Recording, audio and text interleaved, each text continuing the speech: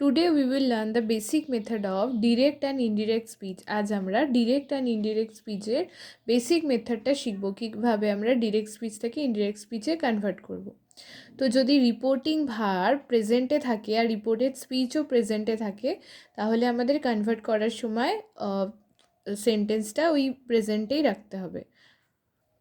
তাহলে আনসার কী হবে? রাম সেজ আছে I am eating my dinner. তো রাম সেজ সেম থাকবে, রাম সেজ, তার সাথে হবে দ্যাট একটা। এবার আছে I am eating my dinner. তো আই মানে এখানে কি? রাম, তার জন্য আই এর জায়গায় হবে হি, আর হি এর সাথে ইজ, হি ইজ ইটিং। মাই মানে রাম, তাহলে মাই এখানে হবে হিজ ডিনার। নেক্সট কি আছে? Ram will say I am eating my dinner. যদি উইল সেও থাকে, অর্থাৎ রিপোর্টিং ভার্বটা যদি ফিউচারে থাকে আর এই রিপোর্টেড স্পিচটাও যদি প্রেজেন্টে থাকে, তা আমাদেরকে এখানেও সেমই রাখতে হবে, রাম উইল সে দ্যাট। শুধুমাত্র আই এর জায়গায় যেহেতু রাম বলছে তাই হি হয়ে যাবে, আর he is eating his dinner.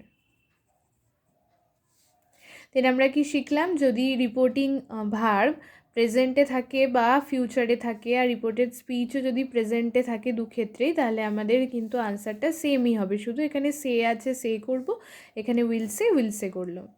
এবার হচ্ছে Ram said I am eating my dinner. এবার আমরা দেখছি রিপোর্টিং ভার্বটা আছে পাস্টে আর রিপোর্টেড স্পিচটা আছে প্রেজেন্টে, তখন আমাদের আনসার কি হবে? Ram said that.